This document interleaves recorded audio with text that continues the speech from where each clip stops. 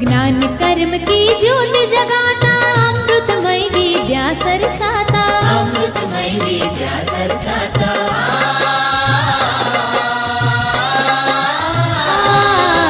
ज्ञान कर्म की ज्योत जगाता, अमृतमय विद्या सरसाता, अमृतमय विद्या सरसाता। यहाँ जगत कल्याण सुधा की, यहाँ जगत कल्याण सुधा की बहे प्रेम रस धारा, बहे प्रेम रस धारा, बहे प्रेम रस धारा। जय जय विद्या भवन भारती, जय जय विद्या भवन हमारा, जय जय विद्या भवन भारती, जय जय विद्या भवन हमारा, जय जय विद्या भवन भारती, जय जय विद्या भवन हमारा।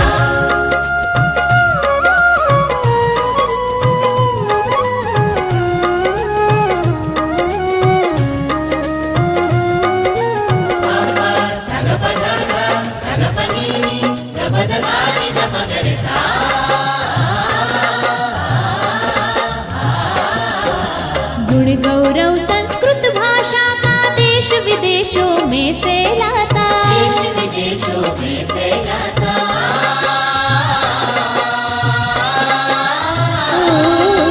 गुण गौरव संस्कृत भाषा का देश विदेशों में फैलाता, देश विदेशों में फैलाता। सत्य शिवम सुंदर का संगम, सत्य शिवम सुंदर का संगम, भारत राज दुलारा, भारत राज दुलारा, भारत राज दुलारा। जय जय विद्या भवन भारती, जय जय विद्या भवन हमारा, जय जय विद्या भवन भारती, जय जय विद्या भवन हमारा, जय जय विद्या भवन भारती, जय जय विद्या भवन हमारा।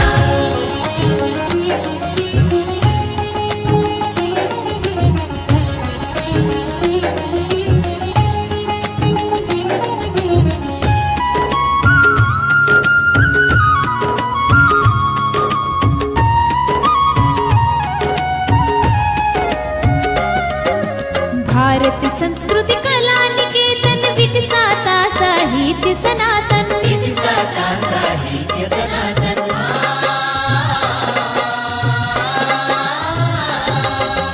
भारत संस्कृति कला निकेतन, विकसाता साहित्य सनातन, विकसाता साहित्य सनातन। नव विज्ञान कला कौशल का, नव विज्ञान कला कौशल का पावन मंदिर प्यारा, पावन मंदिर प्यारा, पावन मंदिर प्यारा। जय जय विद्या भवन भारती, जय जय विद्या भवन हमारा, जय जय विद्या भवन भारती, जय जय विद्या भवन हमारा, जय जय विद्या भवन भारती, जय जय विद्या भवन हमारा।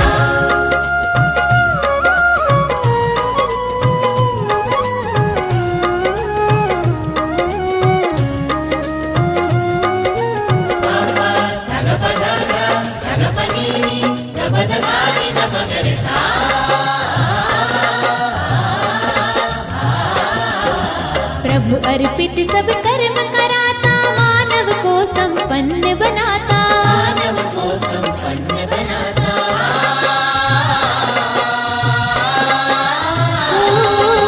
प्रभु अर्पित सब कर्म कराता, मानव को संपन्न बनाता, मानव को संपन्न बनाता। सदा एकता प्रेम भक्ति पर, सदा एकता प्रेम भक्ति पर, तन मन धन सब वारा, तन मन धन सब वारा, तन मन धन सब वारा। जय जय विद्या भवन भारती, जय जय विद्या भवन हमारा, जय जय विद्या भवन भारती, जय जय विद्या भवन हमारा, जय जय विद्या भवन भारती, जय जय विद्या भवन हमारा। जय जय विद्या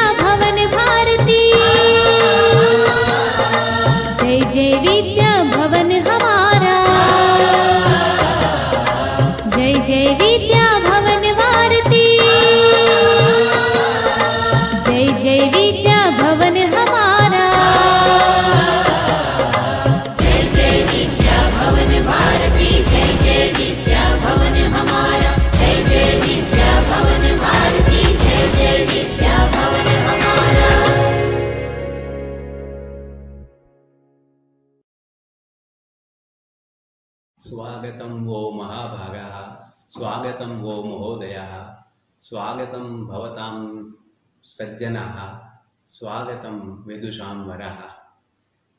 ભારતી વિદ્યાભવન જામનગર કેન્દ્રના ચેરમેન મુરબ્બી શ્રી ભાનુભાઈ દોશી તથા એકે દોશી મહિલા કોલેજના સમગ્ર પરિવાર વતી આપ સૌનું આ નેશનલ વેબિનારમાં હું હાર્દિક સ્વાગત કરું છું. અમારી કોલેજ એટલે ભારતીય વિદ્યાભવન સાથે સંલગ્ન કોલેજ છે. આ કોલેજનો મુદ્રાલેખ અને આમ જોઈએ તો ભારતીય વિદ્યાભવનનો મુદ્રાલેખ આનો ભદ્રાહા ક્રતવો યંતુ વિશ્વતઃ એ છે. એનો અર્થ છે કે ચારેય બાજુથી અમને શુભ વિચારોની પ્રાપ્તિ થાવો. આ મુદ્રાલેખને સાર્થક કરવા માટે આજે આ નેશનલ વેબિનારનું આયોજન કર્યું છે. અહીં સારો વિચાર આજે આપણે પ્રાપ્ત કરવો છે, કારણ કે કોરોનાની મહામારીએ આપણા જીવન ઉપર ઘણો બધો પ્રભાવ પાડ્યો છે. એટલો બધો પ્રભાવ પડ્યો કે આપણે જીવનશૈલી કદાચ થોડી ઘણી અંશે બદલવી પડે એમ. હવે આ જીવનશૈલી બદલવી શું કામ જોઈએ?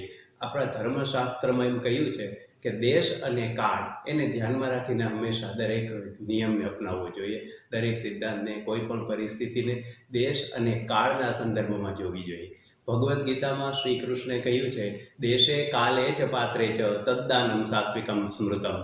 દાનના સંદર્ભમાં પણ ભગવાન એમ જ કહે છે કે દેશ અને કાળ જોઈ અને તમે દાન આપજો. તો દેશ અને કાળ એનું બહુ મહત્વ છે અને એના સંદર્ભમાં આપણે અત્યારે કેવી જીવનશૈલી હોવી જોઈએ. જો આપણી સારી હોય, જો આપણી જીવનશૈલી યોગ્ય રીતે હોય તો આપણે સુખી બનીએ. એ પણ ભગવાને જ કહ્યું છે, યુક્તાહાર વિહારસ્ય યુક્ત ચેષ્ટસ્ય કર્મસુ યુક્ત સ્વપ્નાવબોધસ્ય યોગો ભવતિ દુઃખઃ. જો આપણે યોગ્ય આહાર વિહાર કરીએ તો આપણો યોગ દુઃખને હણનારો બને છે. એટલે કે આપણે જો યોગ્ય રીતે જીવનશૈલી અપનાવીએ તો આપણે સુખી બની શકીએ, સુખી બનીએ છીએ. આવા એક વિચારને ધ્યાનમાં રાખી અને આજે એક વિષય આ નેશનલ વેબિનારનો નક્કી કર્યો છે. વિષય છે new normalcy under post COVID-19 issues and challenges. COVID-19 જીવનશૈલી પરિવર્તન, પ્રશ્નો અને પડકારો. આ વિષય ઉપર આજે આ સેમિનારનું આયોજન કરવામાં આવ્યું છે. અમે કોલેજે આ વિષય માટે ડૉક્ટર તુષારભાઈ હાથીને નિમંત્રિત કર્યા છે. ડૉક્ટર તુષારભાઈ હાથી એટલે બહુ સારા અર્થશાસ્ત્રના અધ્યાપક. તેઓ કચ્છ યુનિવર્સિટી ભુજ એના ઇકોનોમિક્સ વિભાગના હેડ છે. એમનો પરિચય અમારી કોલેજના માનનીય પ્રિન્સિપાલ ડૉક્ટર ચેતનાબેન ભેંસદડિયા આપશે. હું ચેતનાબેનને વિનંતી કરું કે ડૉક્ટર તુષારભાઈ હાથીનો પરિચય આપે. ડૉક્ટર ચેતનાબેન ભેંસદડિયા. નમસ્કાર મિત્રો. ભારતીય વિદ્યાભવન જામનગર કેન્દ્ર દ્વારા સંચાલિત શ્રી એકે દોશી મહિલા કોલેજ જામનગર દ્વારા આયોજિત નેશનલ વેબિનાર COVID-19 પરિવર્તન, પ્રશ્નો અને પડકારોમાં આપ સર્વનું સ્વાગત છે. આજના વેબિનારના મુખ્ય વક્તા ડૉક્ટર તુષાર હાથી સર, કે જે મારા ગુરુતુલ્ય છે, તેમનું પણ હું અમારી સંસ્થા વતી હાર્દિક સ્વાગત કરું છું. આજના વેબિનારના વક્તાથી તો આપ સૌ પરિચિત જ છો, તેમ છતાં હાથી સરનો ટૂંકમાં પરિચય આપીશ. ડૉક્ટર હાથી સાહેબ અર્થશાસ્ત્ર વિષય સાથે MA PhD થયેલ છે અને અંગ્રેજી વિષય સાથે BEd કરેલ છે. 1970માં પ્રાથમિક શિક્ષક તરીકે શૈક્ષણિક કારકિર્દીની શરૂઆત કરી, ત્યારબાદ માધ્યમિક શિક્ષક તરીકે અને 1982માં અર્થશાસ્ત્રના અધ્યાપક તરીકે જોડાયેલા. તેઓ સુભાષ મહિલા કોલેજ જુનાગઢ અને MT ધમસાણિયા કોલેજ રાજકોટ ખાતે અધ્યાપન કાર્યનો અનુભવ ધરાવે છે. 2008થી 2014 સુધી કચ્છ યુનિવર્સિટીમાં એસોસિએટ પ્રોફેસર અને હેડ રહી ચૂક્યા છે. 2012થી 13 એક વર્ષ સુધી કચ્છ યુનિવર્સિટીમાં ઇન્ચાર્જ વાઇસ ચાન્સલર તરીકે તેઓએ સેવા આપેલ છે. તેઓએ 15 પુસ્તક લખેલ છે અને 72 જેટલા પેપર જુદી જુદી કોન્ફરન્સમાં પ્રકાશિત કરેલ છે. 26 વિદ્યાર્થીઓ તેમના માર્ગદર્શન હેઠળ PhD થયેલ છે. તેઓ શ્રી આર્ટ્સ, કોમર્સ, સમાજ કાર્ય, labour welfare, engineering, public administration, journalism જેવી વિવિધ વિદ્યાશાખામાં અધ્યાપન કાર્યનો અનુભવ ધરાવે છે. KCG ખાતે પ્રારંભથી જ 2017-18 સુધી CBCS કામગીરી, AAA કામગીરી, ફેકલ્ટી ડેવલપમેન્ટ કામગીરી વગેરે સાથે સંકળાયેલા છે. જન્મભૂમિ ટ્રસ્ટ ગ્રુપ મુંબઈનું કચ્છમાંથી પ્રસિદ્ધ થતું વર્તમાનપત્ર કચ્છ મિત્રમાં તેઓ નિયમિત કોલમ લખે છે. ખૂબ જ સાદું અને સરળ વ્યક્તિ ધરાવતા હાથી સાહેબ જ્ઞાન પીપાસુઓ માટે સર્ચ એન્જિનનું કાર્ય કરે છે. અને છેલ્લે હાથી સાહેબ માટે પ્રેમશંકર ભટ્ટની એક પંક્તિ હું કહીશ.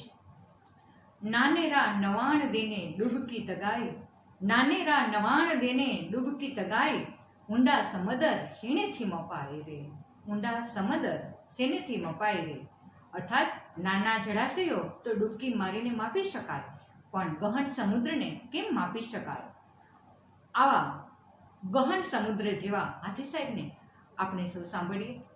થેન્ક યુ મિત્રો.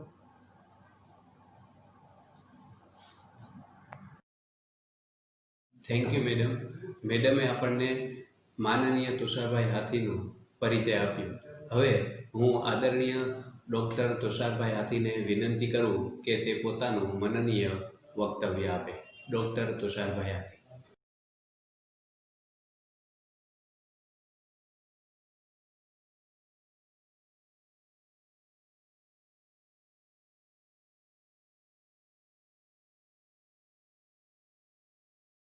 આજુબાજુ બીજા હલો ચાલુ નથી હો, બીજા એકે માઇક ચાલુ. સર તમે ઓનલાઈન છો? હાજી બિલકુલ.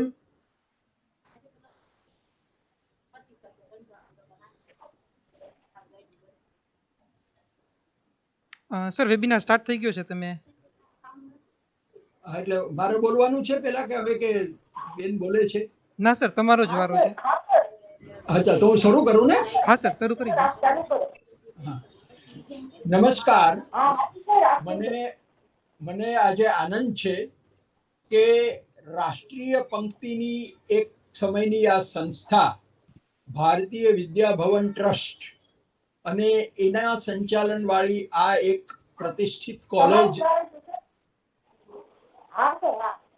પ્રતિષ્ઠિત કોલેજના ઉપક્રમે યોજાયેલા વેબિનારમાં મને નિમંત્રિત કરીને જે તક આપી છે તે માટે હું સંસ્થાનો આભાર વ્યક્ત કરું છું. આ એટલા માટે સારી તક છે કે એક એવા સંચાલન કે જે સંચાલન થકી સૌરાષ્ટ્રની અંદર ખાસ કરીને બહેનોના શિક્ષણ માટે એક જે બહુ મોટી પહેલ વર્ષો પહેલા કરવામાં આવી હતી અને તે સંસ્થા આજે એક જુદા જ યુગમાં જુદા જ તબક્કામાં સમાજની સાથે પ્રવેશેલ છે, ત્યારે તેના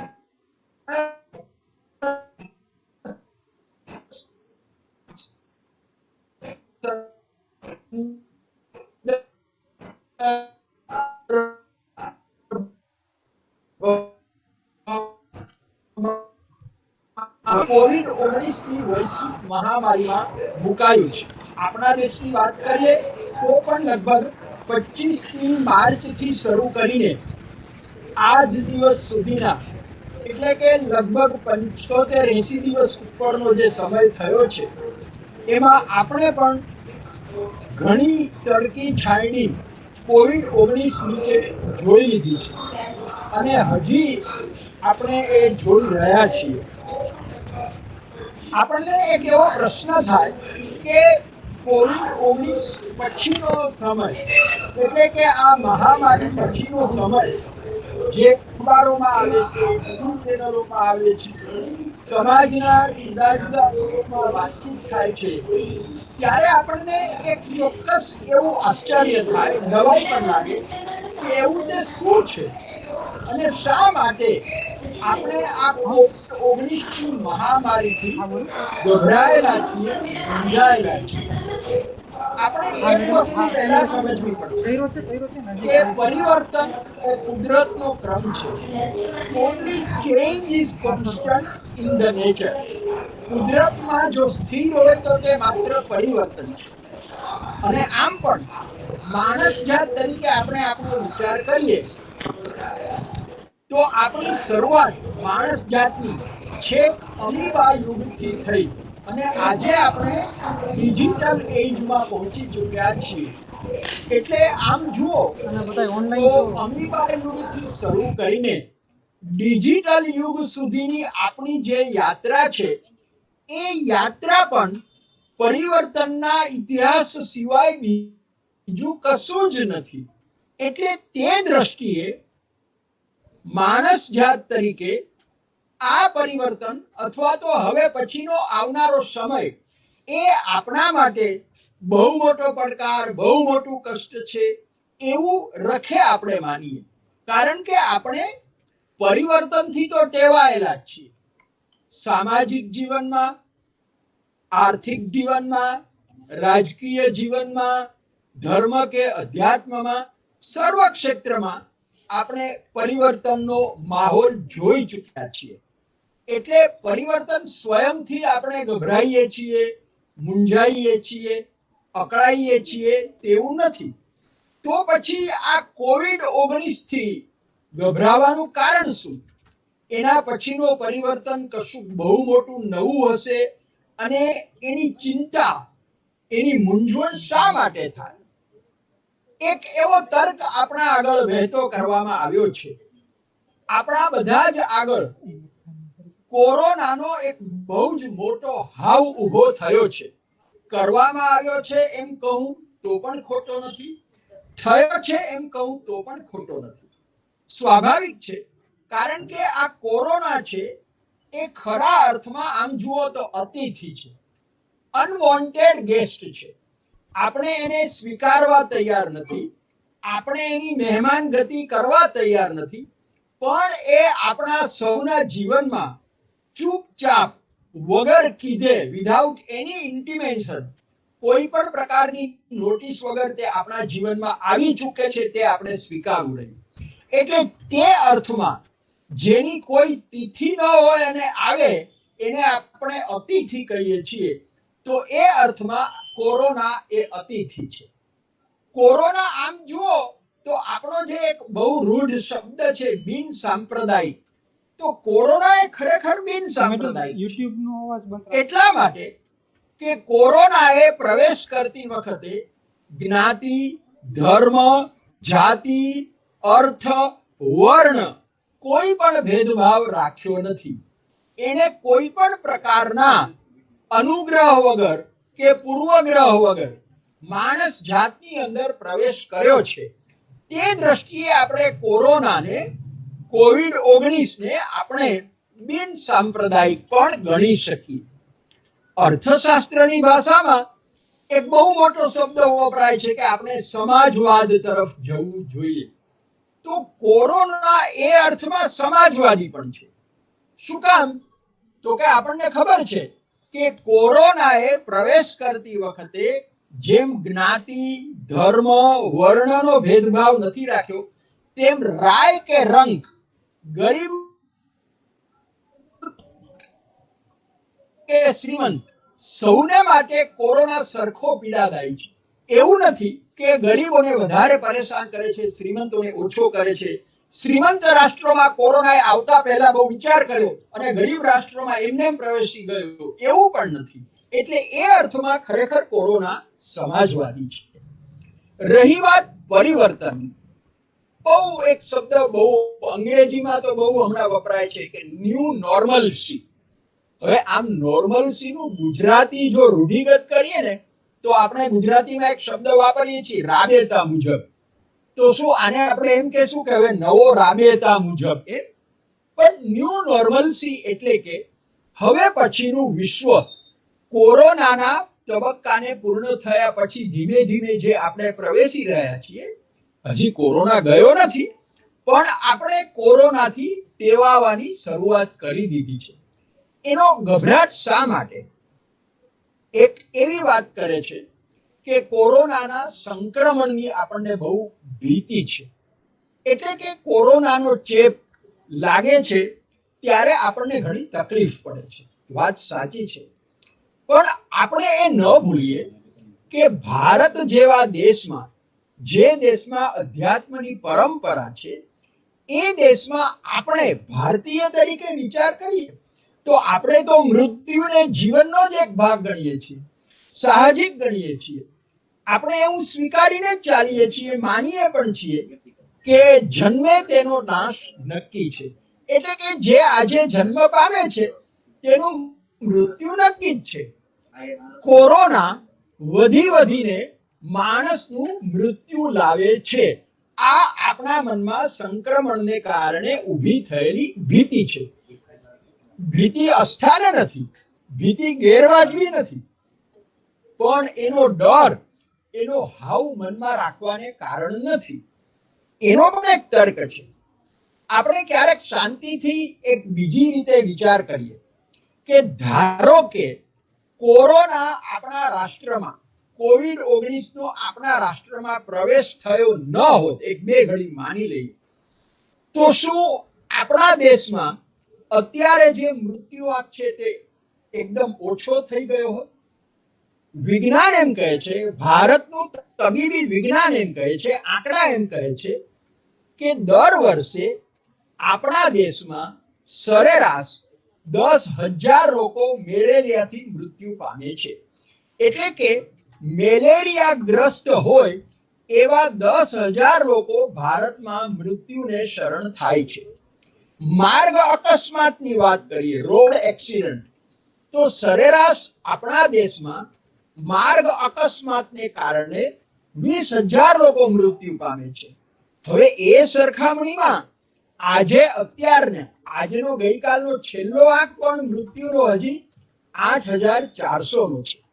કહેવાનો અર્થ એવો બિલકુલ નથી કે હજી વધારે ભલે મૃત્યુ પામે, પણ કહેવાનો અર્થ એ છે કે જો આપણે મૃત્યુને વાસ્તવિકતા ગણીને સ્વીકાર કરતા હોઈએ તો પછી કોરોના નામનો જે જીવાણુ છે એનાથી ગભરાઈને, એનાથી હારીને, એનાથી થાકીને, એનાથી કંટાળીને આપણે ક્યાં જશું?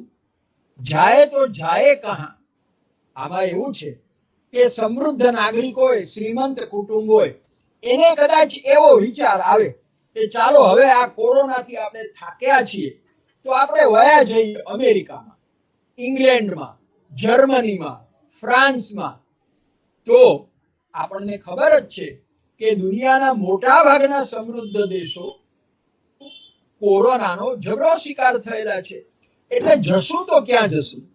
ગામડાવાળાને એમ લાગે કે શહેરમાં જઈએ, ને ગયા પણ ખરા, કારણ કે રોજી રોટી રોળવા માટે ગામડાના લોકો શહેરમાં ગયા અને આજે પણ આવે છે. પણ સૌને અનુભવ થયો કે આ બધા સ્થળાંતરોથી જીવનની વાસ્તવિકતાને ઠેલી શકાતી નથી. અને આ જ આપણા માટે મુખ્ય વિચારનો મુદ્દો છે કે આપણે તો પછી શું કરવાનું છે, આપણે કેવી રીતે રહેવાનું છે. આપણે એ ન ભૂલીએ કે જ્યારે ટેકનોલોજીનો સમય બિલકુલ ન હતો અને જ્યારે આપણી જીવન શૈલી, રહેવાની રીત રૂઢિગત હતી, પરંપરાગત હતી, ત્યારના આપણા કુટુંબ જીવનનો આપણે વિચાર કરીએ. હું બહુ નાનો હતો પણ મને યાદ છે કે ગુજરાતીમાં ત્યારે બે કહેવતો બોલવામાં આવતી હતી. એ કહેવતોનો ભાવાર્થ આજે પણ સાચો છે. કહેવત આજે પ્રસ્તુત નથી રહી કારણ કે આજે સમય બદલાયો. પણ એક સમય એવો હતો કે જ્યારે પુરુષ વર્ગને બપોરના સમયે ભૂખ લાગે ને તો એ ઘરની અંદર રસોડામાં જાય, ડબ્બા ખોલે અને ખાખા ખોળા કરે કે કંઈક ખાવાનું મળે તો. એટલા માટે કરીને એ સમયે પછીથી એક કહેવત આવી કે ખાઈ લ્યો, પી લ્યો, વહુ ઘેર આવે છે. કહેવાનો તાત્પર્ય શું હતું કે ભાઈ હવે તમારો દીકરો મોટો થયો છે, કાલ સવારે એના લગ્ન છે, એ પુત્રવધુ ઘરમાં આવશે અને રસોડામાં તમે એમને જશો તો તે સારું નહીં લાગે. એટલે કે ઘરમાં પુત્રવધુના આગમનથી કેટલાક પરિવર્તનોનો ઘરના વડીલોએ સ્વીકાર કરવાનો, એમ એ કાળે કહેવતનો અર્થ થયો. આ કહેવત માત્ર પુરુષને માટે હતી એવું પણ ન માનીએ, બહેનો માટે પણ એવી કહેવત હતી કે પહેરી લ્યો, ઓઢી લ્યો, દીકરી મોટી થાય છે. એનો અર્થ શું હતો કે જ્યારે દીકરી 18 વર્ષની, 20 વર્ષની, 22 વર્ષની થાય ત્યારે પણ જો માં ટાપટીપમાં પડે, વસ્ત્રાભૂષણની બહુ ચિંતા કરે, તો એને માટે આ ટકોર હતી કે હવે આ ઉંમર દીકરીની છે. આજે આ કહેવત પ્રસ્તુત નથી, આપણે બધા જ સ્વીકારીએ છીએ, આપણે બધા જ સમજીએ છીએ, પણ એક આખી પેઢી, હું કહું કે કદાચ 20, 30, 40 વર્ષ સુધીનો એક સમય એવો ગયો કે જેમાં વડીલ પેઢીએ આ પરિવર્તનો સ્વીકારીને ચાલ્યા. આજે એક્ઝેક્ટલી એ જ રીતે આપણે નવા યુગમાં પ્રવેશી રહ્યા છીએ. કદાચ એવું પણ આવશે બહુ જ થોડા સમયમાં, 2025 પછી 28 પછીની જે નવી વાર્તાકારો વાર્તા લખશે ને, ત્યારે એમ કહેશે કે કોરોના પહેલાનો એક યુગ હતો જેમાં માણસો આમ રહેતા હતા, આમ ખાતા હતા, આમ પીતા હતા, અને આજે હવે કોરોના પછીનો યુગ કયો છે. કહેવાનું તાત્પર્ય એ છે કે આપણે પરિવર્તનને માટે સજ્જ થવાનું છે, પરિવર્તનને માટે તૈયાર થવાનું છે. તબીબી વિજ્ઞાને તો ક્યારની ઘોષણા કરી દીધી કે કોરોના સાથે જીવતા રહેવાનું આપણે ટેવાવું પડશે. હવે શાસકો પણ કહે છે કે કોરોના એ વાસ્તવિકતા છે ને આપણે એની સાથે રહેવાનું છે. આ કથનનો ભાવાર્થ આપણે સમજવાનો છે. કોરોના સાથે જીવતા શીખવાનું છે, એનો મતલબ એમ કે આ એક પ્રકારની એવી પરિસ્થિતિ છે કે જે પરિસ્થિતિનો અંકુશ આપણા હાથમાં નથી. અંગ્રેજીમાં એમ કહેવાયું છે કે what can not be cured must be endured, એટલે કે જેનો ઈલાજ નથી તેને સહન કરીએ છૂટકો. એક કાળ એવો હતો, જૂની પેઢીનાને હજી આજે પણ યાદ આવે કે જ્યારે શીતળાની જ રસી નહોતી શોધાઈ, તો ત્યારે શીતળાના કારણે લોકો મૃત્યુ પામતા હતા. આજે હવે ઇમ્યુનાઇઝેશન ઇઝ બીકમિંગ કોમન. બાળકોને એના જન્મથી 1.5 વર્ષની વય સુધીમાં રસીકરણ લગભગ ફરજિયાત થઈ ગયું. તો એ એક નવો તબક્કો આવી ગયો. હવે બાળકોના રસીકરણ એ કોઈ નવું વિજ્ઞાન નથી, નવો વિષય નથી. એ ન થાય તો આપણને આશ્ચર્ય લાગે, બાકી તો આ કોમન છે. એવી જ પરિસ્થિતિ જ્યાં સુધી કોરોનાની રસી ન આવે ત્યાં સુધી, એટલું જ નહીં, કોરોનાની રસી શોધાયા પછી પણ આપણે એ રીતે જીવતા ટેવાવાનું છે.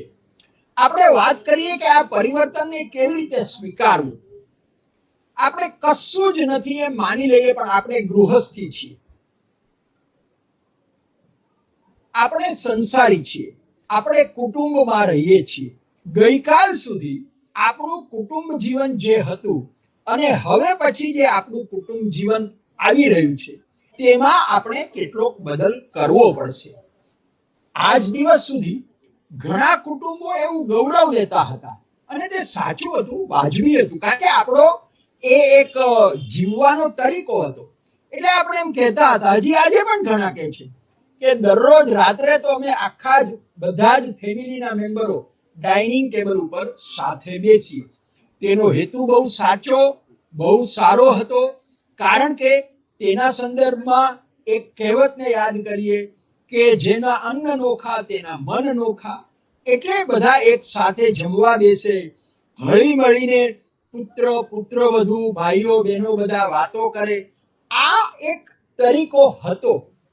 આ તરીકો ખોટો હતો તેવું આપણે નથી કહેતા, પરંતુ હવે કોરોના પશ્ચાતના સમયમાં કદાચ એવું બને કે આપણે જેને સોશિયલ ડિસ્ટન્સિંગ કહીએ છીએ તે ઘણો લાંબો સમય સુધી રાખવાનું થાય, તો આપણે એવું કરી જ શકીએ છીએ કે આપણે એકી સાથે 5 જણા 7 જણા જેટલા કુટુંબના સભ્યો છે એટલા ડાઇનિંગ ટેબલ ઉપર સાથે ન રહીએ. આમ પણ ધીમે ધીમે આપણી ગૃહસ્થ જીવનની વ્યાખ્યા પણ બદલાતી રહી છે. એક કાળે કુટુંબની જે વિભાવના હતી, ખ્યાલ હતો, તેમાંથી આજે આપણે ઘણા બદલાઈ રહ્યા છીએ. આજે કદાચ આપણું કુટુંબ 2+1 = 3 નું પણ રહેવા લાગ્યું છે. એટલે એ દ્રષ્ટિથી પણ આપણે કઈ બહુ મોટું પરિવર્તનમાં આવી જશું અને બહુ અઘરું પડશે તેવું નથી. પણ કહેવાનો મતલબ એ છે કે ડિસ્ટન્સિંગ જે છે એને વિજ્ઞાનની રીતે લેવાનું છે. આપણી તકલીફ શું છે કે કોરોના પછી આ ડિસ્ટન્સિંગ શબ્દ આવ્યો એટલે આપણને નવો લાગ્યો. ખરા અર્થમાં જુઓ ને તો શરીર વિજ્ઞાનનો પાયાનો સિદ્ધાંત એમ કે છે કે માણસોએ એકબીજાને અઢેલીને બહુ લાંબો સમય સુધી રહેવાય નહીં. મને યાદ છે કે એક કાળે કોલેજમાં હું ભણાવવા જતો હતો ત્યારે, મહિલા કોલેજમાં ભણાવતો હતો ત્યારે એક જ વર્ગમાં 150-200 બહેનો બેઠા હોય. મારા જેવાને વર્ગખંડમાં ચાલતા ચાલતા બોલવાની ટેવ હોય તો મારે પણ કેટલીક પરેજી પાળવાની રહેતી હતી. મહિલા કોલેજ અને એમાં હું 150 બહેનોની અંદર એકદમ છૂટ લઈને મુક્ત રીતે હરતો ફરતો થાઉં, બીજું કશું જ ન વિચારો, પણ તો પણ આપણા બોલવાથી થૂકથી માંડીને કેટલીક પેલી હોય. તો વિજ્ઞાન એમ કહે છે કે તમે તે ચીવટ રાખો, તમે તે કાળજી રાખો.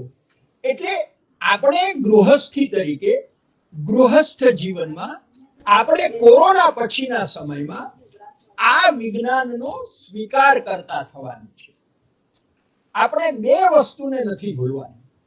એક, ધર્મનું વિજ્ઞાન આપણે યાદ રાખવાનું છે અને બીજું, વિજ્ઞાનનો ધર્મ યાદ રાખવાનો છે. ધર્મનું વિજ્ઞાન શું કહે છે? ધર્મનું વિજ્ઞાન એમ કહે છે કે સહુના અભ્યુદય માટે જે કામ કરે તે ધર્મ, સહુના ઉત્કર્ષ માટે જે કામ કરે તે ધર્મ. હવે ધારો કે મારી રીત રસમ, મારી રહેણી કરણી, મારી માન્યતા, મારી સમજ સમાજને તકલીફ કરતી હોય તો એને ધર્મ કહેવાય ખરો?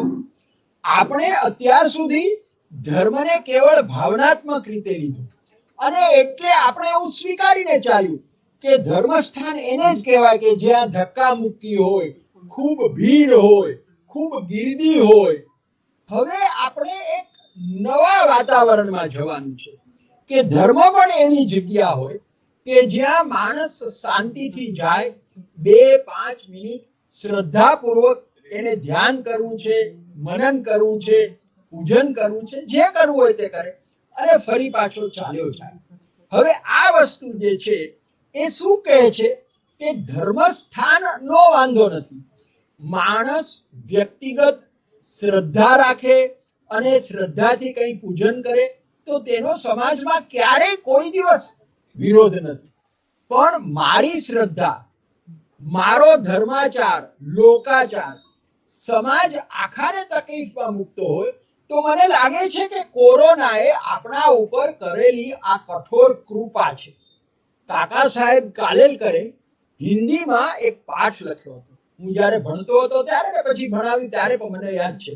આમ તો એનું શીર્ષક હતું સહીજન કા પેડની વાત હતી, પણ એનું ટાઇટલ પછી કઠોર કૃપા જ હતું. અંગ્રેજીમાં એને આપણે બ્લેસિંગ્સ ઇન ડિસગાઇઝ કહીએ છીએ.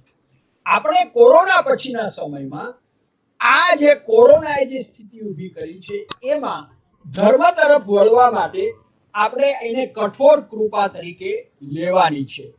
અને એટલે આપણે આપણા વ્યવહારો એવી રીતે ગોઠવવાના છે કે જેને કારણે આપણે પણ સુરક્ષિત રહીએ અને આપણી આસપાસનું કુટુંબ, સમાજ, પડોશીઓ બધા સુરક્ષિત રહે. એટલે એ અર્થમાં આપણે ધર્મના વિજ્ઞાનને સમજવાનું છે.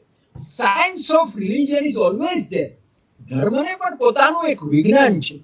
આપણી તકલીફ એ રહી કે આપણે કર્મકાંડને જ પકડી રાખ્યો, વિજ્ઞાનને ભૂલી ગયા. કશો વાંધો નહીં, એક એવો સમય હતો કે જેમાં આપણે થોડું એ રીતે રહ્યા. હવે આપણે જેને આપણે કહીએ છીએ નવી ઘોડી, નવોદા, અને એ નવોદા કદાચ મારા જેવા 69 વર્ષે પહોંચેલાને એમ લાગતું હોય કે અઘરો છે, તો અઘરો કશો જ નથી. માણસે નવી બાબતોથી ટેવાતા તો શીખવું પડે. કારણ કે જ્યારે સમાજમાં સાથે રહેવાનું હોય ત્યારે સૌએ સમાધાન કરવા પડે. એકલી યુવા પેઢી સમાધાન કરે તે શક્ય નથી, એકલા વડીલો સમાધાન કરે તે શક્ય નથી. એટલે આપણો જે લોકાચાર છે, આપણી જે રહેવાની રીત છે, એમાં આપણે એ રીતનો બદલ કરીએ. કોરોના પછીના સમયમાં ટેકનોલોજી તો આપણી સાથે છે જ. હવે એ પણ બે બાબતમાં સમજવાનું છે. આપણે ટેકનોલોજીનો સાધન તરીકે સ્વીકાર કરવાનો છે. શા માટે આ જ ટેકનોલોજીથી આપણી કૌટુંબિક આંતરક્રિયાઓને, સામાજિક આંતરક્રિયાઓને વધારીએ નહીં? આમ તો નવી પેઢીને તો મારે કહેવાની જરૂર નથી, કારણ કે નવી પેઢીમાં તો ફિયાન્સ અને ફિયાન્સી લાંબો સમય સુધી ચેટિંગ કરતા હોય છે અને તે સાહજિક છે. પોતાના જીવનમાં વ્યક્તિગત રીતે બંને વ્યક્તિઓ એકબીજાની નજીક આવવા માટે વિચારોનું, વાતોનું આદાન પ્રદાન કરે તો તે સહજ છે. હવે એ જે વાત છે, ઇન્ટરેક્શનની જે વાત છે, એમાં આપણે ટેકનોલોજીનો સહારો લઈએ. માની લઈએ કે આપણે આવતીકાલે કુટુંબ જીવનનો આનંદ સાથે માણવો છે, તો જો આજે આપણે વેબિનાર કરતા થયા, તેનો અર્થ શું થયો? ગઈકાલે આપણે સેમિનાર કરતા હતા, આજે આપણે તેનું વેબિનારમાં રૂપાંતર કર્યું. અલબત્ત સેમિનાર તે સેમિનાર છે, વેબિનાર તે વેબિનાર છે. બંનેની તુલના આપણે ન કરીએ. એક દીકરો માની સન્મુખ બેઠો હોય અને દીકરા અને મા વચ્ચે જે આંતરક્રિયા થાય, તે જ પ્રકારની આંતરક્રિયા, તે જ પ્રકારનું તાદાત્મ્ય તે મા અને દીકરા વચ્ચે વિડીયો કોન્ફરન્સિંગમાં, વોઇસ કોલમાં થાય, એવું આપણે કહેવાનો અર્થ નથી. એ આપણે સરખામણી ન કરીએ. પણ જે સ્થિતિ છે એ સ્થિતિમાં વચનો રસ્તો જ્યારે ટેકનોલોજી આપણને આપતી હોય તો તે ટેકનોલોજીનો આપણે સ્વીકાર કરવો પડે. આમ પણ હવેના સમયમાં એક્સટેન્ડેડ ફેમિલીઓ વધતા જાય છે, એટલે કે આપણા કુટુંબના સભ્યો જેને આપણે કહીએ, એ જેને આપણે કહીએ છીએ વિભાજિત થતા જાય છે, વિભક્ત થતા જાય છે. હવે આજે એવા ઘણા કુટુંબો છે કે જેના દીકરા દીકરીઓ પરદેશ પણ ગયા કે પર પ્રાંતમાં ગયા, તો બહુ કોમન છે. તો હવે સામાન્ય સંજોગોમાં પણ આપણને ખબર છે કે કદાચ આ કોરોનાનો પ્રવેશ ન થયો હોત તો પણ એક મા બાપ દોડીને તરત જ અમેરિકા, કેનેડા, ઓસ્ટ્રેલિયા ક્યાંય જઈ શકતા નહોતા, કે એક મા બાપ દોડીને તરત કલકત્તા કે લખનઉ કે ઇન્દોર જઈ શકતા નહોતા. ઘણી બધી મર્યાદાઓ હતી.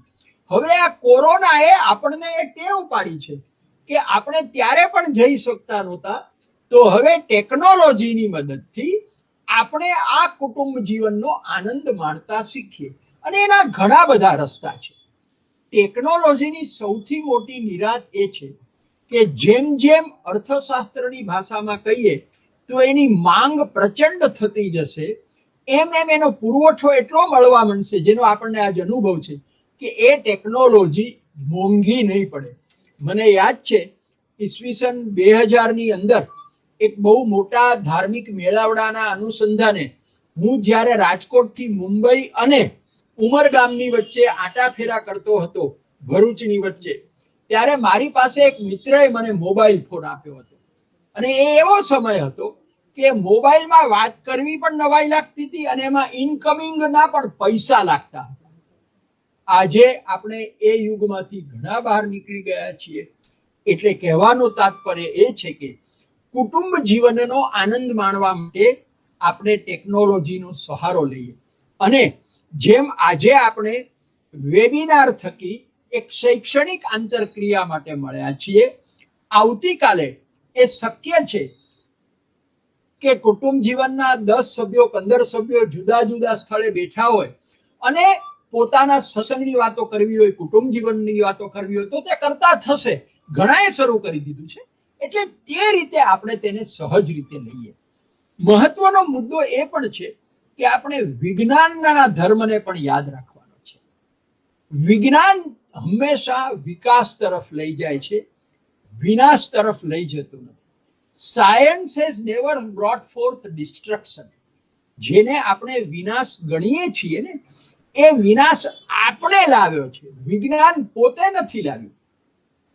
આપણને નવાઈ લાગશે, પણ જ્યારે સૌથી પહેલો અણુ વિસ્ફોટ જાપાનમાં હિરોશીમા અને નાગાસાકીમાં 1946માં થયો અને એની અસરો કેટલા લાંબા સમય સુધી રહી તેનો આપણને ઇતિહાસ ખબર છે. પણ એ વખતે પણ ઓપનહાઇમર નામના વૈજ્ઞાનિકે એની સામે ભગવદ્ ગીતા રાખીને વિચાર કરતા હતા કે આમાં કઈ રીતની વાત સમાયેલી છે. આપણે આલ્બર્ટ આઇન્સ્ટાઈનને વાંચીએ તો પણ ખબર પડે, કોઈ પણ વૈજ્ઞાનિકે ક્યારેય કોઈ સંજોગોમાં વિનાશનો નિર્દેશ કર્યો નથી.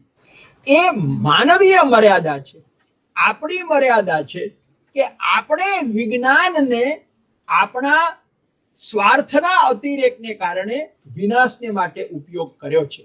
આ કેના જેવી વાત છે કે એક ચુસ્ત પરંપરાગત રૂઢિગત બ્રાહ્મણ હોય અને એ કાયમને માટે શિવજીનો પૂજારી છે, શિવની પૂજા કરે છે, પણ એનો સ્વભાવ મારી જેમ એકદમ ગુસ્સાવાળો હોય, પ્રખર ગુસ્સાવાળો હોય, અને એમાં એ બ્રાહ્મણ તરીકે પૂજા કરતો હોય અને એના ઘરમાં કોઈ અચાનક એમને પ્રવેશ કરે અને એને પગરખા પણ ઉતાર્યા ન હોય અને મારા જેવો શિવજીની પૂજા કરવા વાળો બ્રાહ્મણ એ ગુસ્સે થાય અને એ શિવલિંગનો એના ઉપર ઘા કરે, પિત્તળના શિવલિંગનો, અને એને વાગે, તો વાંક શિવલિંગનો નથી, વાંક મારો છે, મારી માનસિકતાનો છે.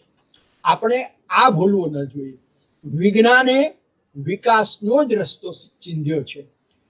કોરોના પછી આપણા જીવનમાં આપણે જે સૌથી મોટું પરિવર્તન લાવવાનું છે અને જે અપેક્ષિત છે, આવશ્યક છે હવેના સમયમાં, તે એ છે કે આપણે વિચારથી જીવતા શીખવું પડશે. વૈજ્ઞાનિક બનવાની જરૂર નથી. ઇટ ઇઝ નોટ નેસેસરી કે આપણે બીએસસી એમએસસી થઈએ તો જ વૈજ્ઞાનિક છે, પણ આપણા જીવન તરફનો જોવાનો જે દ્રષ્ટિકોણ છે એ વિજ્ઞાનનો રાખવો પડશે. એટલે કે કુટુંબ જીવનમાં કે અર્થકારણમાં, સમાજ જીવનમાં કે શાસનમાં આપણે જે કંઈ પણ નિર્ણય લઈએ છીએ, આપણે જે કંઈ પણ ગતિવિધિ કરીએ છીએ, એ ગતિવિધિની અંદર તર્ક શું છે? શું આપણો તર્ક સમાજાભિમુખ છે? આપણે સમાજને એ તરફ લઈ શકીએ છીએ? જો આ મુદ્દાને આપણે ધ્યાન રાખીને આપણો ઉપક્રમ ગોઠવીએ તો કોરોના પછીના સમયમાં જે પરિવર્તનનું વિશ્વ આવશે તે ઘણું મોટું આવશે. એક બહુ જ મોટો મુદ્દો આજનું જ ધ મિન્ટ નામનું અખબાર જો વાંચીએ તો અધ્યાપકો ઘણા કદાચ સાંભળતા હશે, વિદ્યાર્થીઓ પણ, યુવાનો પણ સાંભળતા હશે. હું એમ કહું કે હાર્ડ કોપી અખબારની ન વાંચો તો વાંધો નથી, આગ્રહ પણ નથી, પણ આ ટેકનોલોજીના સમયમાં દુનિયાના અર્થકારણનો પરિચય આપતું આવું એક અખબાર મિન્ટ તમને ઓનલાઈન ફ્રીમાં વાંચવા મળે છે.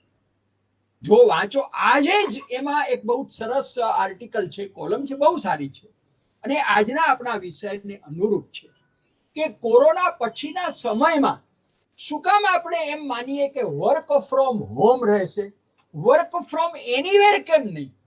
અને એ વાત બહુ સાચી છે. માની લ્યો કે હું ટેકનોલોજીથી સુસજ્જ હોઉં તો અત્યારે બસમાં મુસાફરી કરતા કરતા, મારી ગાડીમાં મુસાફરી કરતા કરતા પણ આ વેબિનારમાં આપ સૌને સંબોધન કરી શકું છું. એનો અર્થ શું થયો કે we have to take advantage of the changing situation. જે પરિવર્તનો આવી રહ્યા છે એનો આપણે લાભ લેતા શીખવાનું છે અને એ પરિસ્થિતિ આવવાની છે.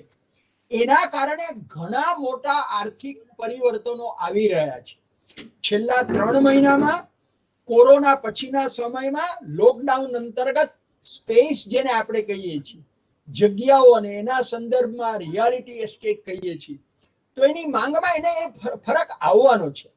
આમ તો જે કોર્પોરેટ કંપનીઓ છે ને, પ્રોફેશનલ્સ, બહુ મોટી કંપનીઓ, એમાં જો આપણે મુલાકાત કરીએ ને તો એમાં ક્યુબિકલ સિસ્ટમ હોય છે. એટલે એક વ્યક્તિના ખભા સુધીનો ભાગ બીજી વ્યક્તિ જોઈ શકે નહીં. બંને જણા પડખે રહીને જ કામ કરતા હોય, પણ વચ્ચે એક બેરિકેડ્સ જેવું ગોઠવેલું. આ ક્યુબિકલ સિસ્ટમ શું છે? there is a legitimate distancing, there is a legitimate peaceful environment. એક શાંતિ છે, સૌ પોતપોતાનું કામ કરે છે, કોઈને કશી ખલેલ પડતી નથી. અને ધારો કે કોઈ એવી વ્યક્તિ આવી છે, કોઈ મુલાકાતી આવ્યા છે, તો there is a space. આજે આપણે આ જ પરિસ્થિતિ તરફ ધીમે ધીમે જવાની ટેવ પાડવાની છે. હા, આ ટેવ પાડવા માટે શરૂઆતમાં આપણને થોડીક કઠણાઈ લાગશે. કોઈ પણ પરિવર્તન સરળ અને સાહજિક હોતું નથી. આપણે નાના મોટા થયા, જેને આપણે જૈવિક વિકાસ ગણીએ છીએ, બાળકના જન્મથી લઈને આજે હું વૃદ્ધાવસ્થાએ પહોંચ્યો છું, તો મારા આ જૈવિક વિકાસમાં ઘણા બધા ફેરફારો થયા. આપણને બધાને અનુભવ છે. એ બધાથી કેમ આપણે પ્રોન થઈ ગયા, ટેવાઈ ગયા? there is a legitimate change.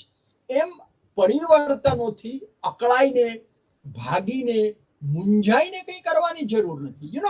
આપણે ટેકનોલોજીની મદદથી આપણા આર્થિક આયામોને પણ બદલવાના છે.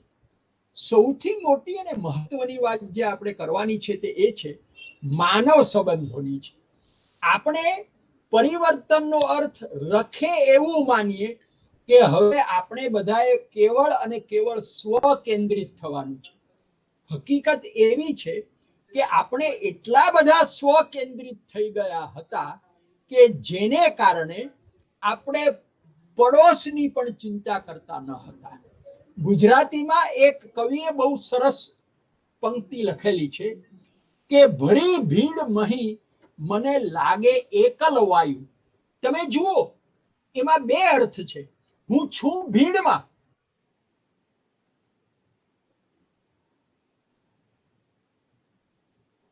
પણ મેદનીમાં છું, પણ આ લાખોમાંથી મારો કોણ તે મને ખબર નથી, મને વિશ્વાસ નથી.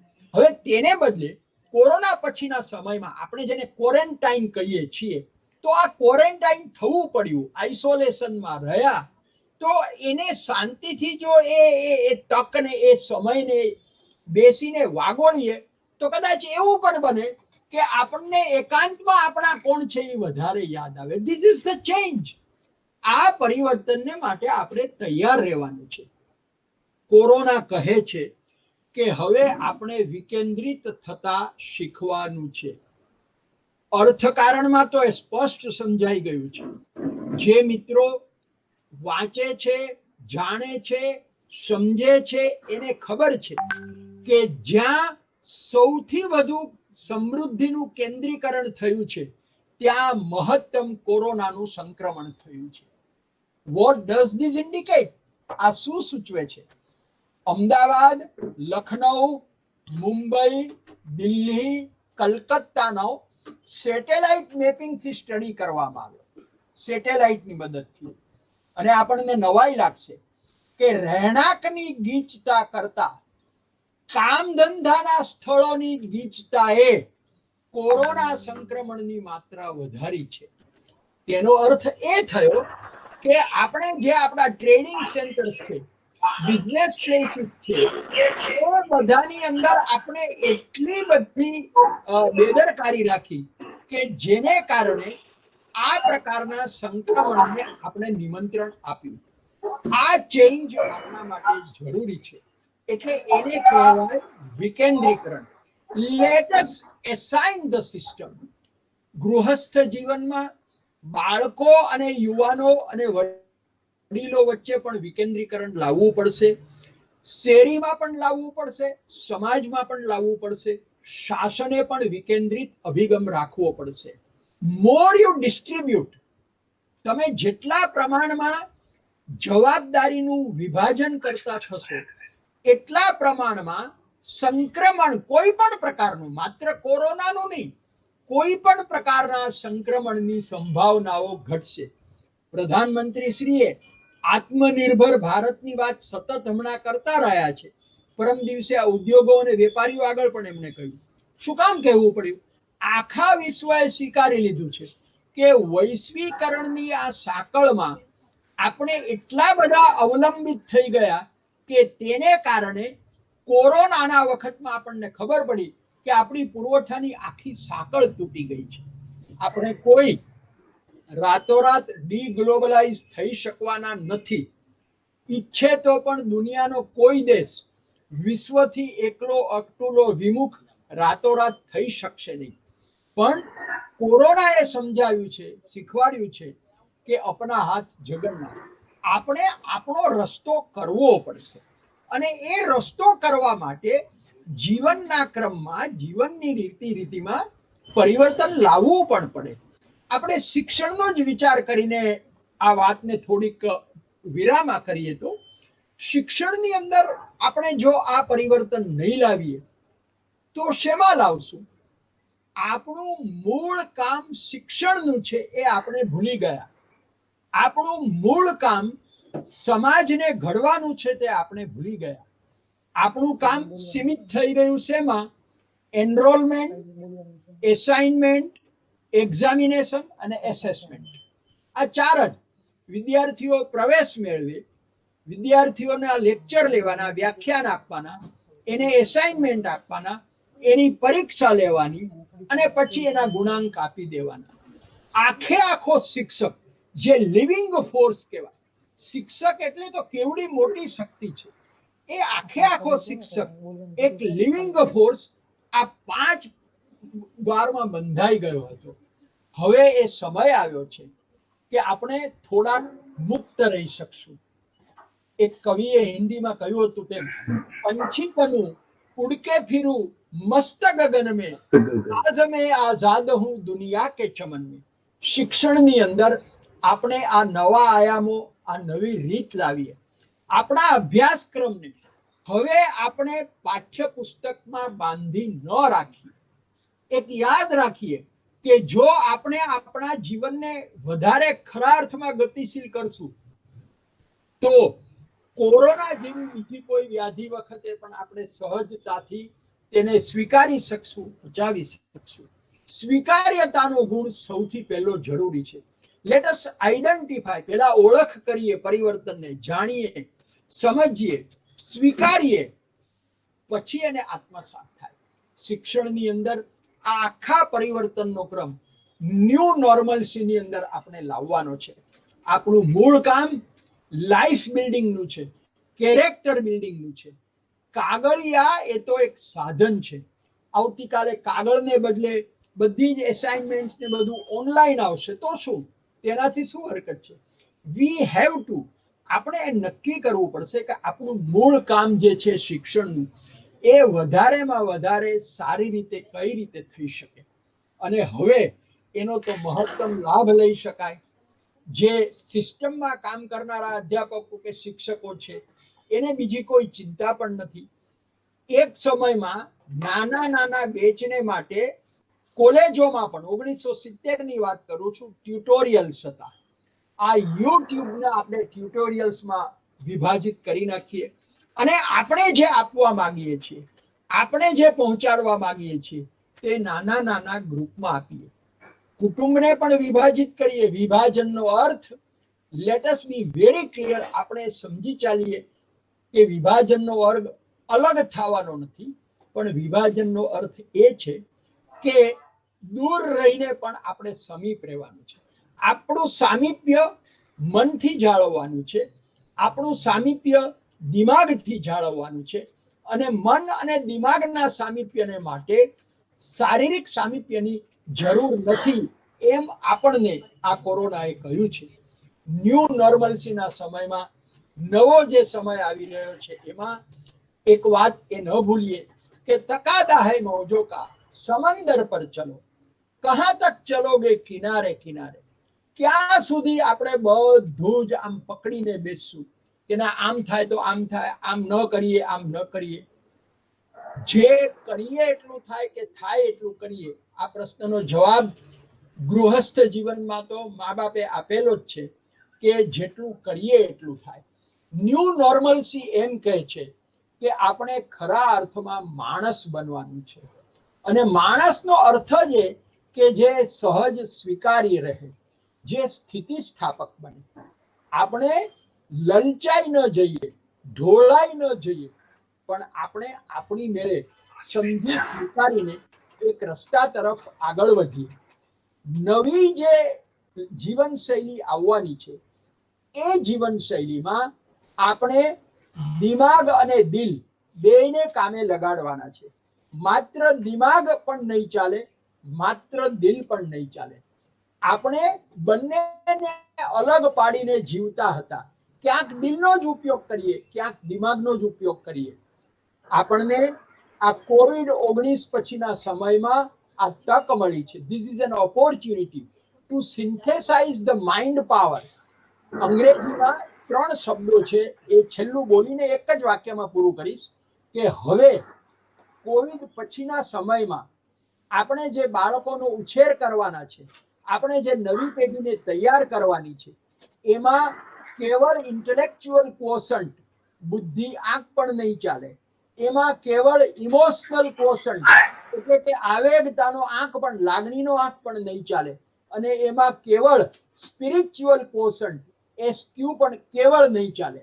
આ ત્રણેયનો ત્રિવેણી સંગમ કરવાની માનસિકતા કુટુંબમાં મા બાપોએ રાખવાની છે, સમાજમાં શાસકોએ, ઉદ્યોગપતિઓએ, વેપારીઓએ બધાએ રાખવાની છે.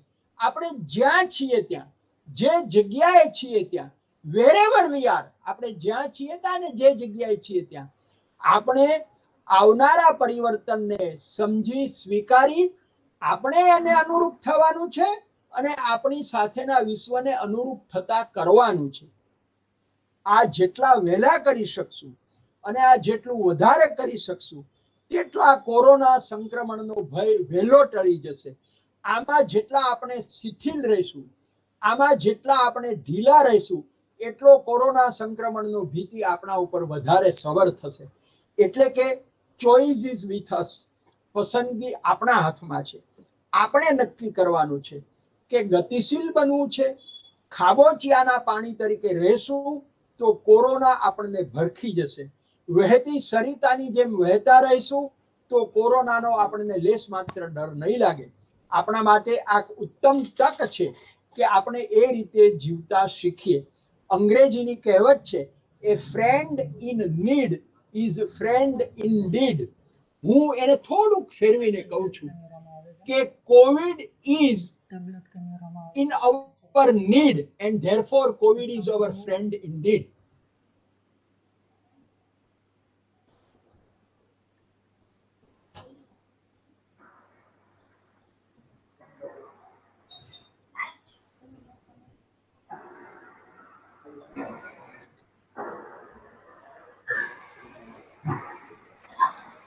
બોલું?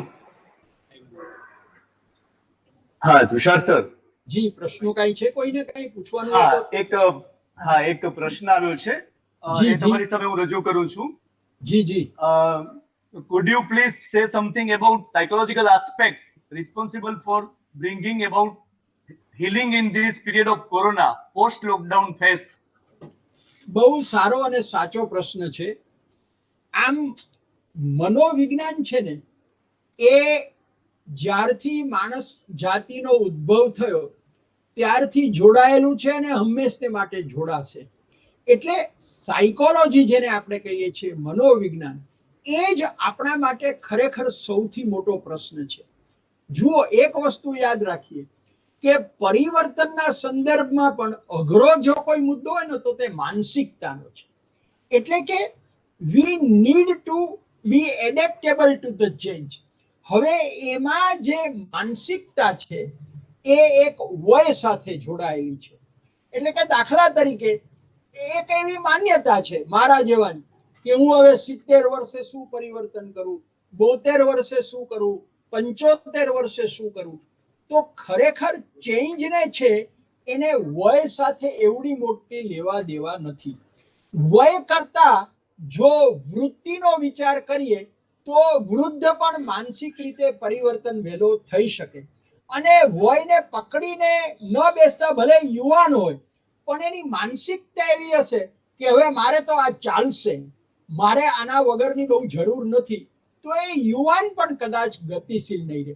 એટલે જે કોવિડ છે ને એનો હાવ આપણા મનમાં જે ઊભો થયો છે, ઊભો કર્યો છે, એમાં મેં પહેલા શરૂઆતમાં પણ દાખલો આપ્યો હતો એમ ખરેખર એ માનસિક વધારે છે. It is more psychological. અને એક વખત એને ફિયર કોન્શિયસ જેને આપણે કહીએ છીએ, એ એક વખત ભય ગ્રંથિથી તમે બહાર નીકળી જાઓ. એક આપણા જીવનમાં ભય ગ્રંથિને આપણે બહાર કાઢી નાખીએ, જો ડરાશો મરા એમ કહેવાય છે. એટલે આપણે ડરને કાઢી નાખીએ. મેં કહ્યું હતું એમ શરૂઆતમાં કે વધી વધીને મૃત્યુ જ આવે છે ને. આ હસવાની વાત કરું છું, એક નાનકડો દાખલો છે કે એક સુથાર કામ કરતો હતો અને એ ખિલ્લા ઠોકતો હતો. અચાનક 2 દિવસ કામ કરતો બંધ થઈ ગયો. એને એના માલિકે કીધું કે તું કેમ બંધ થયું?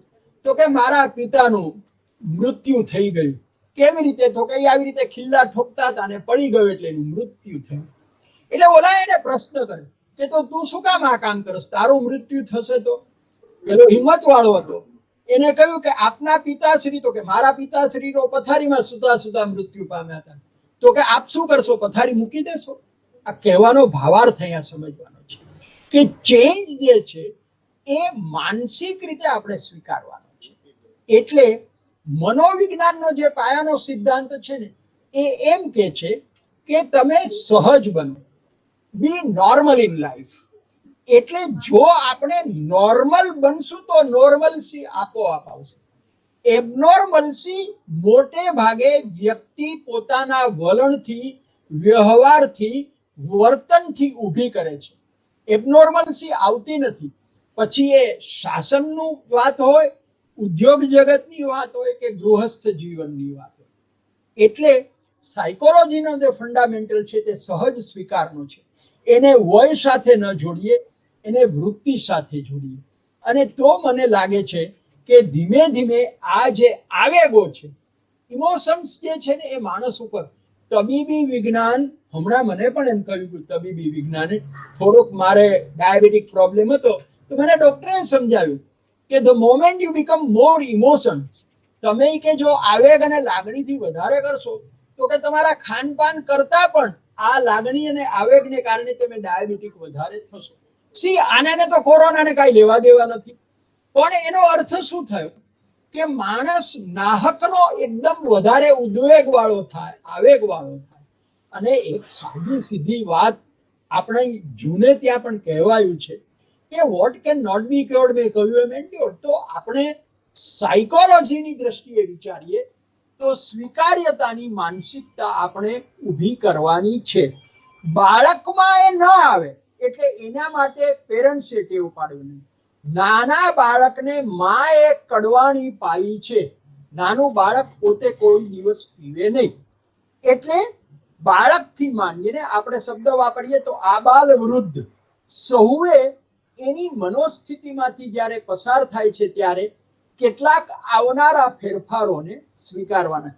માણસ 2 પગને બદલે 4 પગ વાળો થાય એટલે ફેરફાર થાય કે ન થાય? જૂના જમાનાની કહેવત, એને ખીલે બાંધી દો એટલે આપોઆપ સીધો થશે. આ શું હતું? What was this? This was absolutely psychology. માણસ જવાબદારી ઉપાડતા શીખે તો જવાબદારી આવે. એટલે હું એમ માનું છું કે કોરોના પછીના સમયમાં આપણે આ જે માનસિકતા, આપણું જે મનોવિજ્ઞાન છે એના મનને આપણે થોડુંક એ રીતે બહિર્મુખ પણ કરવાનું છે, આંતરમુખ પણ કરવાનું છે. એકલો દુનિયાનો વિચાર ન કરીએ અને એકલા એકાંગી. Life in a solitude is also best. ક્યારેક આપણે એકાંત, આ આઇસોલેશનનો અર્થ શું કામ આવ્યો ભાઈ? તો કે આપણે એકલા થઈ જઈએ. એટલે લેટ અસ સી કે બીજા કોઈને આપણું સંક્રમણ ન થાય. તો દરેક વ્યક્તિએ જીવનમાં કોઈ એક સમયે નિયમિત રીતે એકાંગી થવાની પણ ટેવ તો પાડવી જ પડે. અને દરેક વ્યક્તિ કેવળ એકાંગી રહેશે તો નહીં ચાલે, એને સમૂહની જરૂર તો પડશે જ. વોર્મથ ઇઝ એ નેચરલ ડિમાન્ડ. મનોવિજ્ઞાન શું કહે છે કે દરેક માણસને હુંફારાની પણ ભૂખ તો હોય જ. અને હુંફારો એટલે શારીરિક નહીં, માનસિક પણ હોઈ શકે. એ 60 વર્ષના, 70 વર્ષના વૃદ્ધને 100 વર્ષની મા પાસેથી પણ મળી શકે. કોરોના પછીના સમયમાં આપણે આ પરસ્પરના હુંફારાથી જીવીએ, એ પ્રકાર મનને કેળવીએ તો મને લાગે છે કે સરળતા વધુ ઊભી થશે.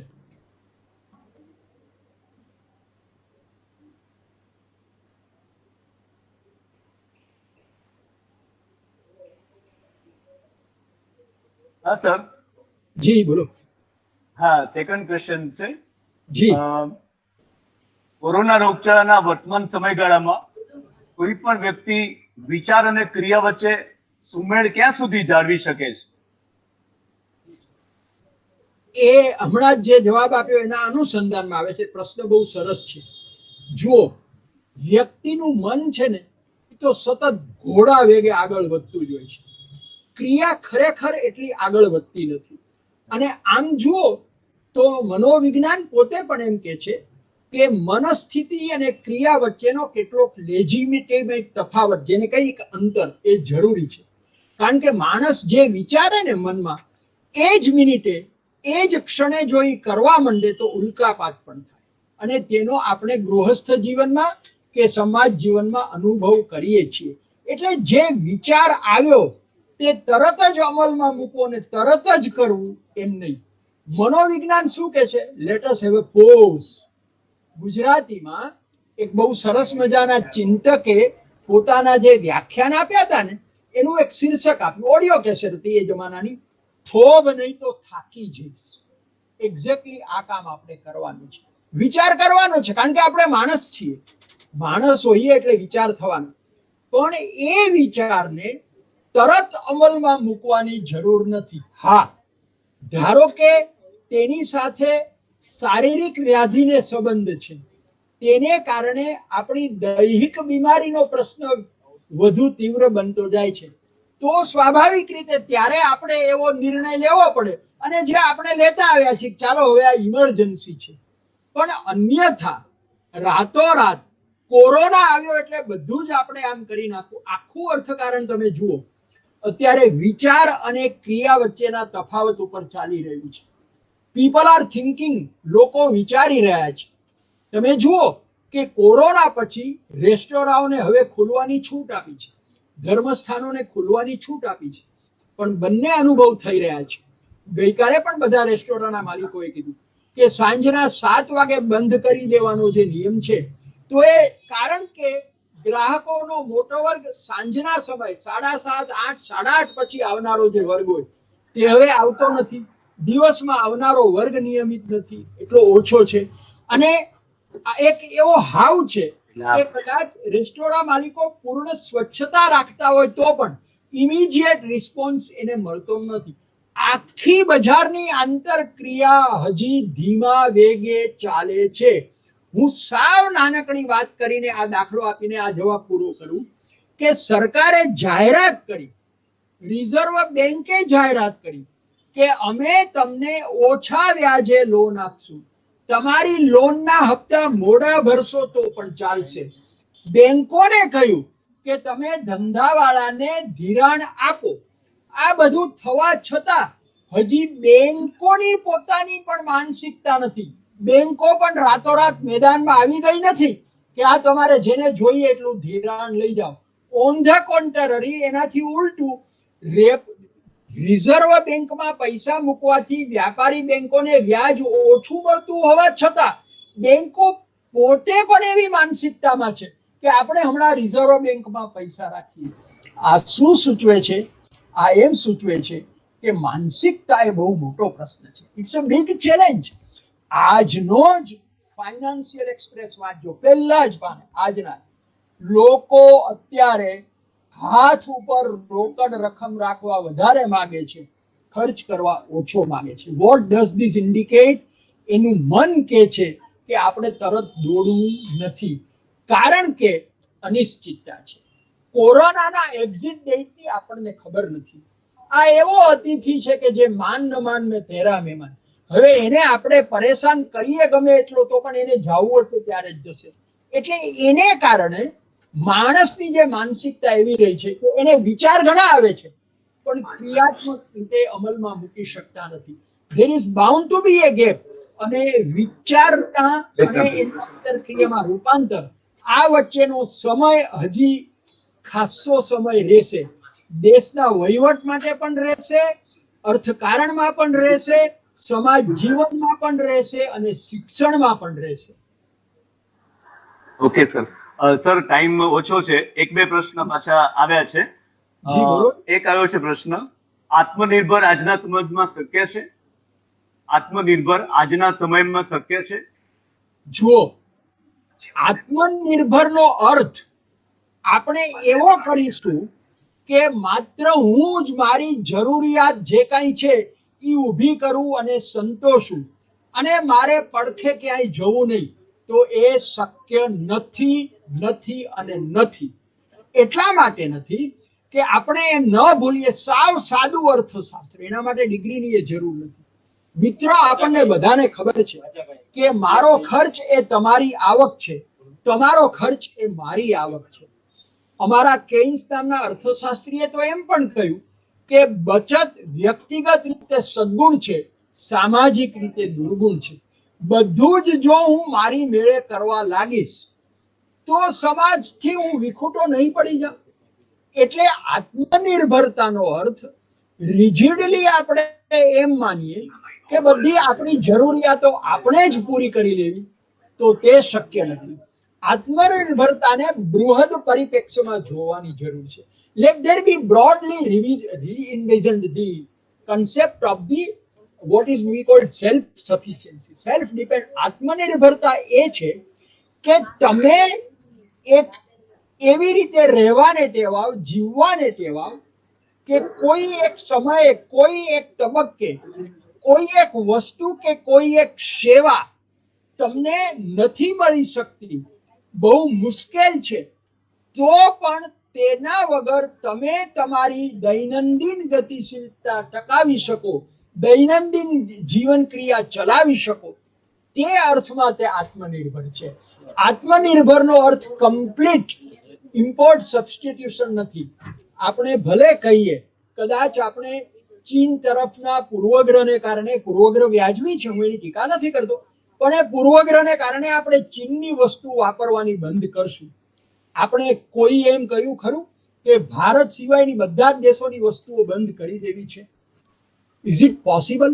એ શક્ય છે? આપણે એમ વિચાર કરીએ તો અમેરિકાની અંદર કેટલા મોટી સંખ્યામાં ભારતીય લોકો રહે છે. અમેરિકાના તબીબી વિજ્ઞાનને જરૂર પડી એટલે એને તો ખાસ સ્પેશિયલ કેસમાં નહોતા આપવાના, છતાંય ટ્રમ્પે વિઝાની મંજૂરી આપી. What does this indicate? એનો અર્થ શું છે? જીવો જીવસ્ય જીવનમ. એક જીવને બીજાના હુંફારાની જરૂર છે. હુંફારો લેવો તે પરાધીનતા નથી. આત્મનિર્ભરતાનો અર્થ એ છે કે હું તારા હુંફારે રહીશ, તું મારા હુંફારે રહીશ, બંનેને એકબીજાનો હુંફારો જોઈએ. હું તારા હુંફારે રહું અને હું તને હુંફારો આપીશ જ નહીં, એ આત્મનિર્ભરતાનું ઉલ્લંઘન છે, એ શક્ય નથી. એટલે આત્મનિર્ભરતા એ જેને આપણે કહીએ ઇન્ટરડિપેન્ડન્સ, ભગવાને ગીતામાં પણ કીધું પરસ્પરો ભાવયંતાઃ, એ આત્મનિર્ભરતા આપણે લાવવાની છે. પછી તે વિચાર માટે પણ હોઈ શકે, વસ્તુ માટે પણ હોઈ શકે. અવડું મોટું વિજ્ઞાન જો આપણે આત્મનિર્ભર રહ્યા હોત તો આ 21મી સદીનું તબીબી વિજ્ઞાન આપણે લાવી શક્યા હોત ખરા? Let us examine, let us introspect. એટલે એમાં કઈ આપણે અકળાવવાની જરૂર નથી. 100% જેને આપણે શબ્દસહ આત્મનિર્ભરતા કહીએ છીએ તે આવી પણ ન શકે, અને તે લાવવી એ ખરેખર વ્યાજબી પણ નથી, વ્યવહારુ પણ નથી. સર, હવે છેલ્લો ક્વેશ્ચન એક આવ્યો છે. જી, શું જી. વેબિનાર દ્વારા ક્લાસરૂમ ટીચિંગ અસરકારક રહેશે? મને વ્યક્તિગત પૂછાયેલો આ પ્રશ્ન છે એટલે હું સ્પષ્ટ કહું છું કે કોઈ પણ technology A face to face શિક્ષણનો સ્થાન લઈ શકે નહીં. એટલે મેં એક શબ્દ આ જ્યારે મારો આ વેબિનારમાં લેક્ચર હતો તેમાં પણ હું બોલ્યો, મેં મર્યાદા એટલા માટે કીધી કે હું મારા દીકરો અત્યારે દિલ્હીમાં રહે છે કે અમેરિકામાં હોય, એની સાથે વાત દિવસમાં 4 વખત કરું, 2 વખત કરું, પણ મારો દીકરો મારી પાસે બેઠો હોય અને મને જે હુંફારો મને મળે અને એને મળે, એક્ઝેક્ટલી તે એજ્યુકેશનમાં છે. આપણે ક્લાસરૂમ ટીચિંગનું સ્થાન બદલી શકીએ, પણ આપણે જો એમ માનીએ કે 100% બધું જ ઓનલાઈન ડિજિટલ એજ્યુકેશનથી, એટલે કે વેબિનારથી, તો પછી આપણે આવતીકાલે late us have online tourism, તો બધું જ બધી જ સિરિયલો તો આવે જ છે ટીવીમાં. આપણે આવતીકાલથી પ્લેનમાં મુસાફરી બંધ કરી દઈએ ને. કાશ્મીર જવું છે કે દ્વાદશ જ્યોતિર્લિંગના દર્શન કરવા છે આપણે, તો હવે તો વેબસાઇટ ઉપર આરતી, સોમનાથ આરતીના દર્શન રોજ મળે છે. Why don't we go then? Why don't we prefer this? It means, મેં પહેલા પણ કહ્યું, માણસની માનસિકતા હુંફારો ઝંખે છે, એની એને ભૂખ છે. એટલે કદાપી ફેસ ટુ ફેસનું શિક્ષણ ઓનલાઈન એજ્યુકેશન લઈ શકશે નહીં. એના પોતાના અંતર્ગત પ્રશ્નો છે અને એ પ્રશ્નોનું નિરાકરણ કેવળ ડિજિટલાઇઝેશનથી આવી શકે નહીં.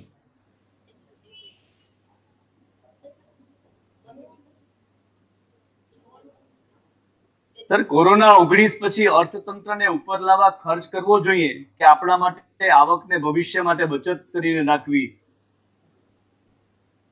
હમણાં જ મેં કીધું એમ આપણી જીવનશૈલીને આપણે તબક્કાવાર એવી ગોઠવવાની છે.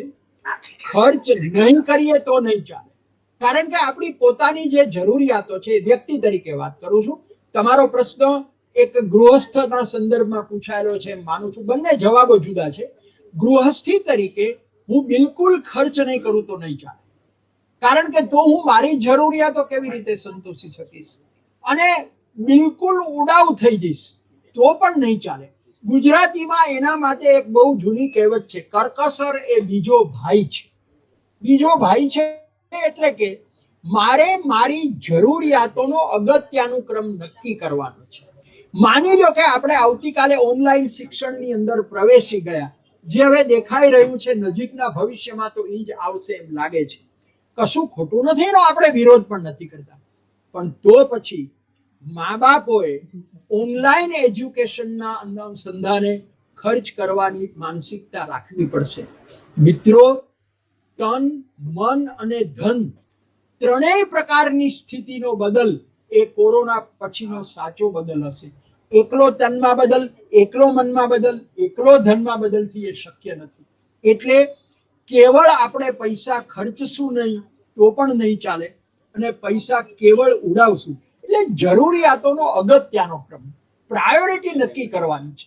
અને એ પ્રાયોરિટીમાં હવે વ્યક્તિઓને સમજ આવી ગઈ છે કે આરોગ્ય અને શિક્ષણ એ કોઈ કાળે કોઈ દેશે આપ્યું નથી, આપણે આપણી મેળે લાવવું પડશે. આઈ એમ સોરી, કોઈ એનો ગેરઅર્થ ન લે.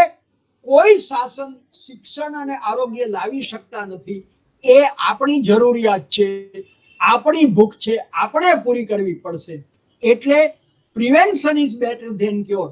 આપણો ગૃહસ્થી તરીકેનો હવેનો ખર્ચો માનવ મૂડીમાં, આજે જે બાળક છે, બીજ છે, એનું માનવ મૂડીમાં રૂપાંતર કરવું હોય તો let us prioritise on education અને હેલ્થ. આ એવી મર્યાદા છે કે જે ઓછામાં ઓછા 20 વર્ષ સુધી રહેવાની છે. આજે જન્મેલા બાળકને 20 વર્ષ સુધી આપણે મોટો કરવાનો છે, એટલે એના શિક્ષણ અને આરોગ્યમાં જે ખર્ચ કરવો પડે તે આપણું રોકાણ છે, તે ખર્ચ નથી. તે મા બાપોએ સમજવું પડશે. માણસની મૂડી મફતમાં નિર્માણ થાય નહીં, એ વસ્તુ યાદ રાખવાની છે. એટલે માનવ મૂડીમાં રૂપાંતર કરવા માટે આપણે ખર્ચ તો કરવો જ પડશે. એમાં સરકાર ખર્ચ કરે અતિ ઉત્તમ છે, સારી વાત છે, કરવો પણ જોઈએ. પણ નહીં કરે તો આપણે આજે જે બીજ છે એને મૂડીમાં રૂપાંતરિત આપણે નહીં કરીએ તો કોણ કરશે?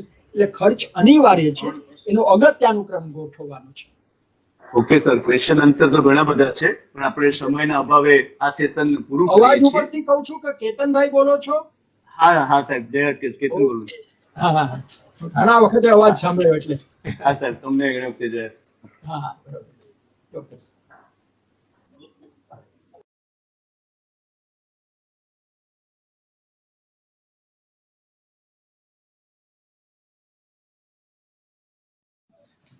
આપણે ડૉક્ટર તુષારભાઈ હાથીને સાંભળ્યા, ખૂબ આનંદ આવ્યો. હવે આ નેશનલ વેબિનારમાં છેલ્લું સોપાન આભાર દર્શન અમારી કોલેજના મનોવિજ્ઞાનના અધ્યાપક ડૉક્ટર કેતનભાઈ ધોળકિયા કરશે. ડૉક્ટર કેતનભાઈ ધોળકિયા.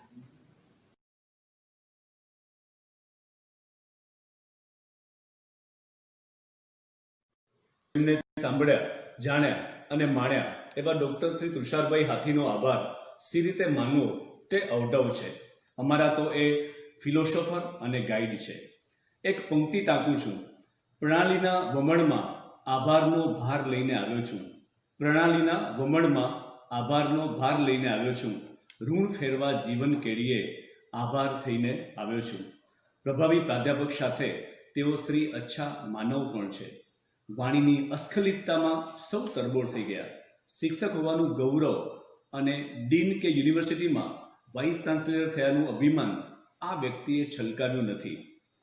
સ્વાધ્યાય પરિવાર સાથે આરંભથી જ જોડાયેલા હાથી સાહેબ માને છે કે જ્ઞાનીને નમન હોય પણ તેજસ્વી વિચારને તો અભિનંદન જ હોય, કારણ વ્યક્તિત્વ તો નશ્વર છે, વિચાર જ શાશ્વત છે. તેથી તેઓ શ્રીએ ચિંતનથી ઉગેલા સંગ્રહાયેલા વિચારોને વેરવાનું નક્કી કર્યું અને પૂજતા પણ થયા છે. વિચારના તેઓ ફેરિયા છે. હા, ફરક એટલો છે કે ફેરીઓ વેચે અને જ્યારે હાથી સાહેબ તો શુભ્ન સમુદાયમાં વિચારોને વહેંચે છે, ડિસ્ટ્રીબ્યુટ કરે છે. તેમનો જીવન મંત્ર છે કે હમકો બેચના નહીં, ભાવકો બાંટના ચાહીએ.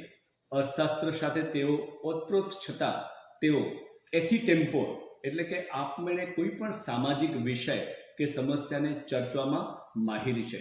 કચ્છના કચ્છમિત્ર તથા રાજ્યના ઘણા પેપર્સમાં તેમના લેખો પ્રસિદ્ધ થતા રહે છે. આજે આપણે COVID-19 જીવનશૈલી પરિવર્તન પ્રશ્ન અને પડકારો વિશેનું તેમનું વિશદ વક્તવ્ય સાંભળ્યું એ બદલ હું સંસ્થા શ્રી એ.કે. દોશી મહિલા કોલેજ વતીથી એમનો ખૂબ ખૂબ આભાર માનું છું. હાથી સરને વંદન કરું છું. અમારી કોલેજના ટ્રસ્ટી અને ચેરમેન શ્રી ભાનુભાઈ દોશીનો પણ હું અત્રેથી આભાર માનું છું અને અમારી કોલેજની કોમ્પ્યુટરની કોર્ડિનેટરની ટીમનો પણ હું અત્યારથી આભાર માનું છું. સાથે સાથે સૌ પાર્ટિસિપેન્ટ અધ્યાપકો અને વિદ્યાર્થીઓનો પણ હું આભાર માનું છું, જેને કારણે આ વેબિનાર શક્ય બન્યું. અસ્તુ.